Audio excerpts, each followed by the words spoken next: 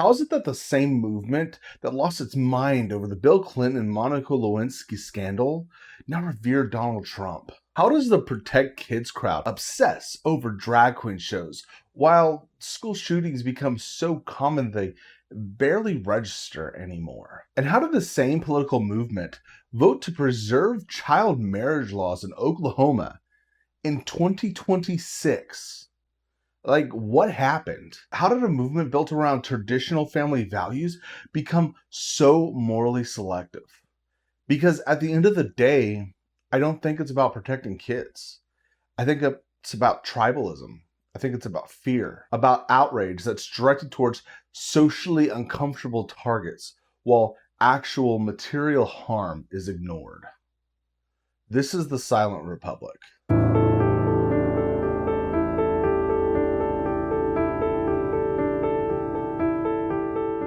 The local Republican officials within Oklahoma City largely voted no on a bill that would ban child marriage.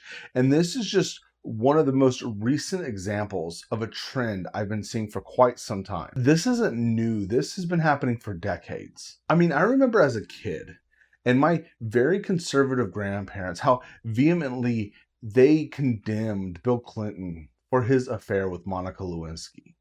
Like, I remember that clearly. There were so many that wanted him impeached that said he had crossed the line, but then those very same grandparents went on and voted for Trump. Grab them by the pussy didn't change that vote.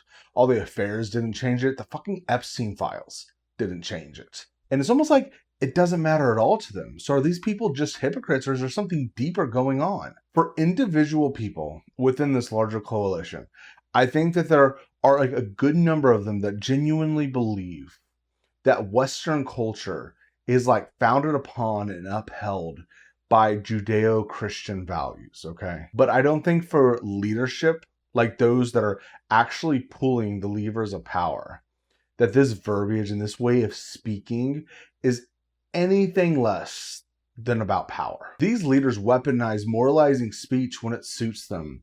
Like when they're out on the campaign trail, they talk like this. And then when they go to the RNC, grinder crashes. And so for leadership on the right, principled politicians just don't really exist. Now listen, they don't really exist for most of the Democratic Party either, okay? That's just true of both parties these days. But the fact that you have so many Republicans still glazing Trump after everything, it's like, nah, dude, I just can't anymore. And so for the average voter, what I think happens is that their outrage, it becomes highly selective. And I'm not saying that it's like necessarily something that they actually think through in this way. I just think they're trained to focus on specific cultural flashpoints like those trans bathrooms or drag queens and ignore what they're supposed to ignore. They get morally outraged, and that's clearly exacerbated by the media. And listen, there is nothing like the right-wing media ecosystem, okay? It's like they get those talking points, and the next morning, all of the news stations and then all of the podcast bros, like down to every single one, are parroting the exact same shit. And so you get like this cognitive dissonance. They ignore what doesn't suit their worldview, and then they get selectively outraged by whatever the newest thing is that they're supposed to be outraged by. And so they blame trans people or immigrants for the ills of society. And if I'm honest, I'm just so tired of pretending like I care what most of these people think about fucking anything. Like, you're gonna be mad and outraged by whatever Fox News and then like Newsmax tell you to be outraged by.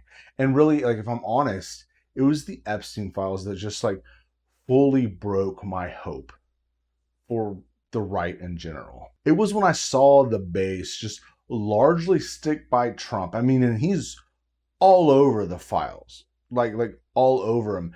And then it didn't seem to matter. And that honestly just like, it kind of broke my brain to observe. It's just the complete brainwashing of MAGA.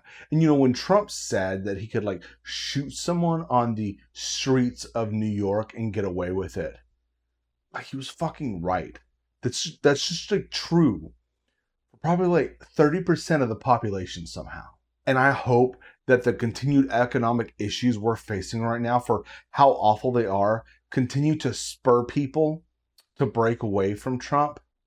But I'm done pretending like that it's going to be some moral argument that's going to win people over and make them break with MAGA, because that's just clearly not true at this point. They don't care. Like, there's just a legitimate portion of the population that doesn't give a shit. They don't care that we funded a genocide in Gaza.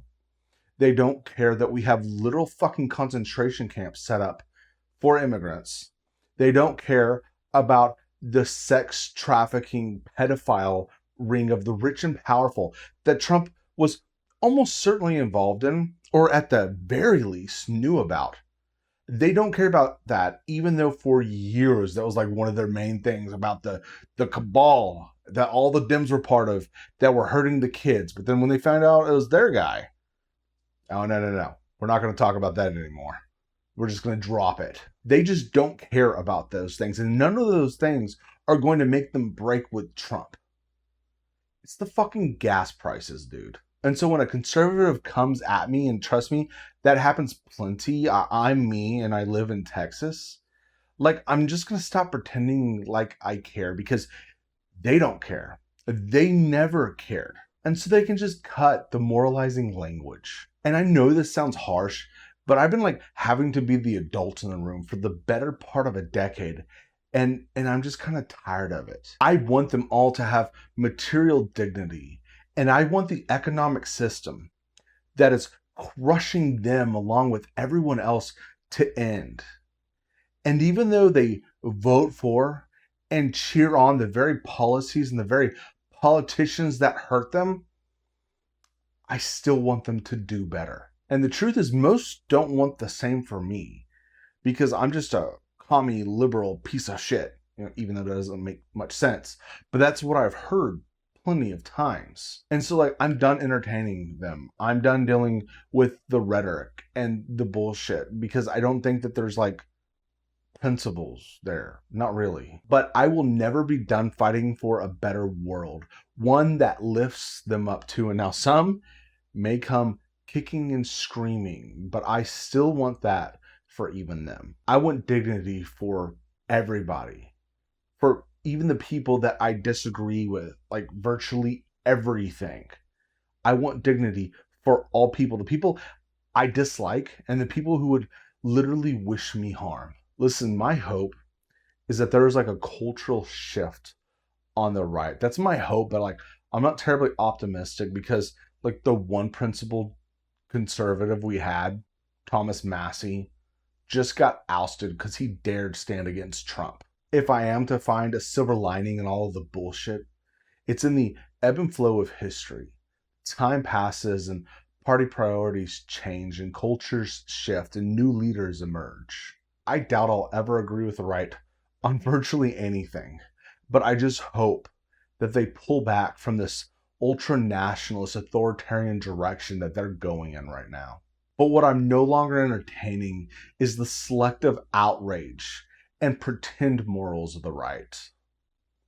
This is the Silent Republic.